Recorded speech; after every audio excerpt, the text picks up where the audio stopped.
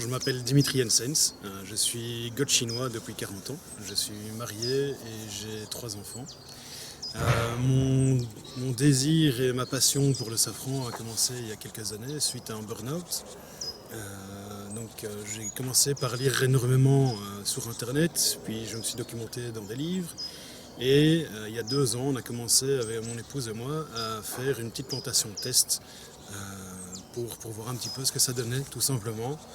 La première année fut assez encourageante, donc on n'a pas eu grand chose. Pour vous donner une idée, on a récolté 5 grammes de pistil, mais l'année passée on a replanté le double de bulbes.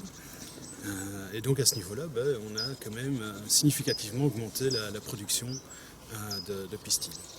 Donc voilà, c'est une expérience test pour nous, peut-être plus pour nous recentrer vers quelque chose de plus terrien que mon activité de commercial actuelle, qui demande beaucoup d'énergie et qui est fort stressante. Alors pourquoi le safran? J'aime bien cuisiner, c'est un produit exceptionnel. Alors il est rare, il est cher, mais il en faut très peu pour cuisiner. Donc ça veut dire que quelques pistils pourront vraiment améliorer votre plat et lui donner une saveur tout à fait particulière. Donc il y a le prix, mais il y a la quantité que vous avez besoin pour agrémenter vos plats.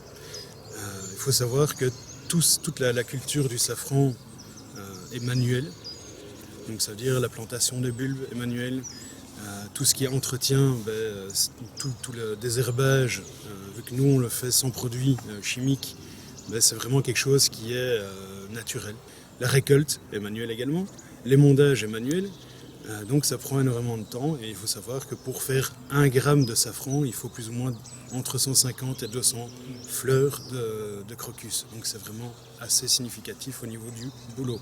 L'émondage, il s'agit donc de prendre la fleur, de venir prélever au fait les pistils qui sont à l'intérieur. Et donc il faut retirer les pistils, c'est ce qu'on va sécher et c'est ce qui deviendra le safran par la suite. Si on regarde le pistil dans son entier, donc à l'extrémité il y a un bout blanc, puis vous avez un bout jaune et puis après vous avez un bout orange. Et puis il y a le bout rouge qui est gustativement intéressant. Donc nous, ce qu'on fait, on ne garde que la partie rouge qui est gustativement intéressante. J'ai prévu d'envoyer un échantillon pour faire tester le safran à Gréoux, qui est un institut spécialisé dans l'évaluation qualitative du safran.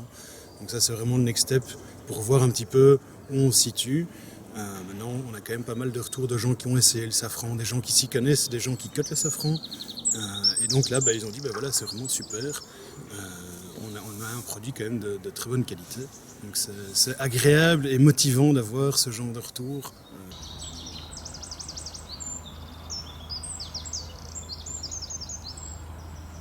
Vous faites la boucle du printemps, à cette époque-ci, au niveau du champ de safran, il n'y a pas grand-chose à faire si ce n'est que désherber. Donc j'ai fait appel à une patrouille scout afin qu'ils puissent gagner leur argent de patrouille en ces temps de Covid. Et pour le futur, les tests pour l'instant sont assez positifs. Donc mon souhait pour mon champ de safran, c'est forcément de pouvoir aller au bout de l'idée. Donc ça veut dire de pouvoir éventuellement en vivre. Alors il n'y aura pas que ça, parce que vivre que du safran, c'est pas possible. Donc il y aurait peut-être d'autres choses, comme des vignes. J'ai un peu de terrain sur lequel on va pouvoir faire plusieurs autres tests dans les années à venir. Donc l'idée serait de mettre des haies champêtres afin de pouvoir réabriter des espèces comme le faisan, comme le perdreau qui ont besoin réellement de cet habitat pour pouvoir vivre et survivre. Pour mon jardin, j'aimerais bien faire quelque chose, un jardin qui se mange. Je suis quelqu'un d'épicurien et mes enfants aussi. Donc voilà, on essaye de planter des espèces qui sont comestibles, qui sont mellifères, parce que j'ai recommencé l'apiculture grâce à Maximilien Denève. Donc voilà, c'est des choses qui évoluent.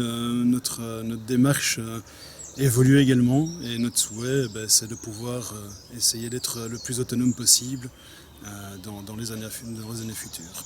Le gin au safran, oui, j'en avais trouvé au Luxembourg et je trouvais ça assez sympa, donc j'ai acheté une bouteille pour goûter. C'était vraiment très très bon, donc c'est un des débouchés possibles aussi, hormis la vente des pistils. Alors, il y a plusieurs choses à faire, tu t'as du sirop de safran.